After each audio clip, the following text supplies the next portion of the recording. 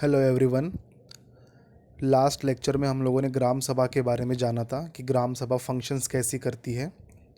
इस लेक्चर में हम लोग ग्राम सभा का जो सेक्रेटरी या ग्राम पंचायत में जो सेक्रेटरी रहता है, जो एमपीएससी के ज़रिए जिसकी पोस्टिंग होती है, उस पर्सन के बारे में जानेंगे। इसके बारे में आप लोगों ने आई थिंक अमेज़ॉन में एक सीरीज़ आई थी पंचायत, उसमें ग्राम सेवक के बारे में ज़्यादा डिटेल में और एकदम एंटरटेन के ज़रिए बताया था। सो आप किसी में से अगर ग्राम सेवक किसी को अगर बनना है तो वो उस सीरीज़ के ज़रिए और अच्छी चीज़ों को देख सकता है। फ़िलहाल हमें इस स्लाइड के ज़रिए, इस लेक्चर के ज़रिए बेसिक में ग्राम सेवक क्या होता है वो जानना है। ग्राम सेवक बेसिकली क्लास 3 एम्प्लॉय रहता है। जैसे आपने देखा होगा class A post, class B post, है ना, क्लास 1 ऑफिसर, क्लास 2 ऑफिसर। तो ये क्लास 3 एम्प्लॉय रहते हैं, क्लास 3 ऑफिसर रहता है किसी भी रूरल डेवलपमेंट डिपार्टमेंट का। इसके बारे में बॉम्बे ग्राम पंचायत एक्ट ऑफ 1958 के आर्टिकल 60, जो हम अब तक के पढ़ते आ रहे हैं, महाराष्ट्र, जिसे महाराष्ट्र ग्राम पंचायत एक्ट ऑफ 1958 भी कहते हैं, उसके आर्टिकल 60 में बताया है कि who is the gram sevak. He is basically a secretary of gram panchayat and also an administrative head. Gram panchayat के जितने भी एडमिनिस्ट्रेशन के काम रहते हैं उस सारों को ये उन उन सारी चीज़ों को ये रेगुलेट करता है। ग्राम पंचायत का बजट बनाना हो या ग्राम पंचायत के जितने भी मैटर्स हो, चाहे वो हेल्थ के, एजुकेशन के, एग्रीकल्चर के, जितने भी डेवलपमेंट प्रोग्राम के जितने भी काम हो, उन सारे कामों के बारे में गांव वालों को जानकारी देना, ये सारा काम ग्राम सेवक का रहता है। ग्राम सेवक की अपॉइंटमेंट होती है और वो जिला परिषद के सीईओ के द्वारा अपॉइंटेड होता है। ठीक है। जिला परिषद के पास ये अधिकार होता है कि ग्राम सेवक को एक ग्राम पंचायत से दूसरे ग्राम पंचायत में ट्रांसफ़र कर सके। बेसिकली ग्राम सेवक 2 या 3 ग्राम पंचायत उसके चार्ज में रहते हैं। अब इसका क्या मतलब होता है, देखो, जिस किसी भी विलेज की पॉपुलेशन अगर 3,000 या उससे ज़्यादा है तो उस एक गांव के लिए एक ग्राम सेवक होता है। लेकिन हर गांव में ये पॉसिबल नहीं है। तो जिस भी गांव की पॉपुलेशन 3,000 से कम हो, या अगर ऐसे 2 गांव हो या ऐसे 3 गांव हो, सपोज़ 3 गांव है जिनकी पॉपुलेशन एक एक हज़ार ही है, तो उन 3 गांव को मिला के भी एक ग्राम सेवक हो सकता है। सो आपको ये याद रखना है कि ग्राम सेवक के पास 2 या 3 ग्राम पंचायत का चार्ज रहता है। ग्राम सेवक का जो भी पे स्केल रहता है ना, इसकी जो भी सैलरी रहती है, वो स्टेट गवर्नमेंट, जैसे महाराष्ट्र की बात की जाए तो महाराष्ट्र स्टेट गवर्नमेंट डिसाइड करती है। और ग्राम सेवक की जो सैलरी होती है वो ज़िला परिषद के फंड से होती है।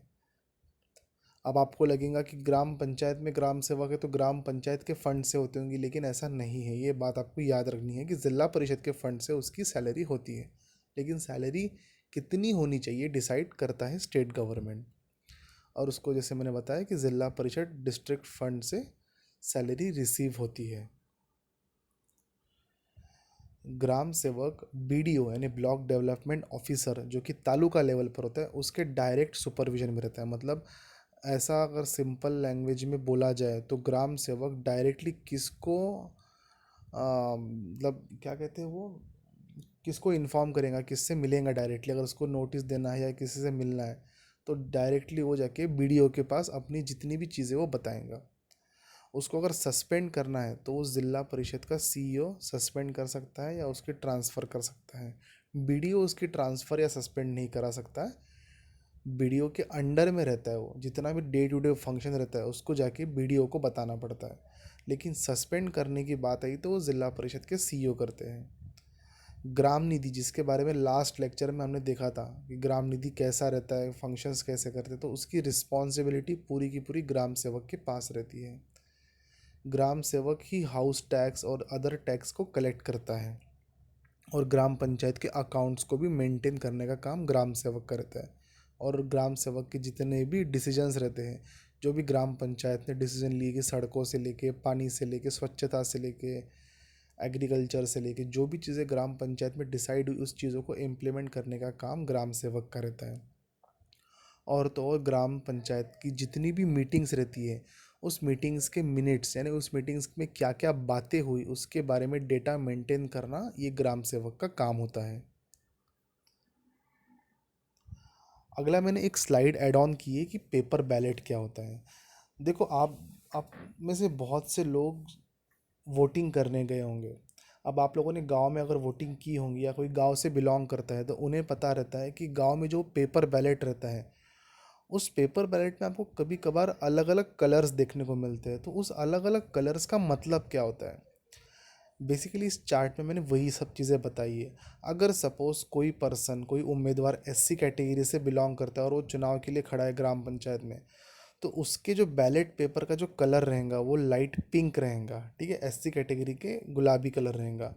एसटी कैटेगरी होगा तो वो लाइट ग्रीन कलर होगा। शेड्यूल ट्राइब होगा। अब आपको याद रखना है तो आप देखो, ट्राइब है, अब ट्राइब हाइपोथेटिकली देखा जाए तो एक जंगलों में हम लोग बोलते हैं, तो जंगल का कलर कैसा रहता है, ग्रीनिश कलर रहता है।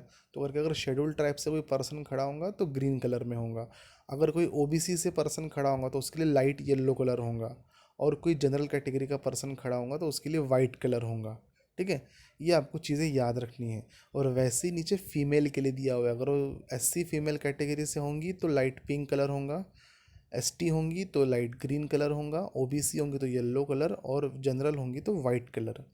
और अगर सरपंच को इलेक्ट करना है तो सरपंच को डायरेक्टली लोग इलेक्ट करते हैं, उसके लिए कलर रहता है लाइट ब्लू। तो ये कुछ बेसिक सी चीज़ है, लेकिन अगर आपको कभी कभी एग्ज़ाम में पूछी जा सकती है। Thank you so much.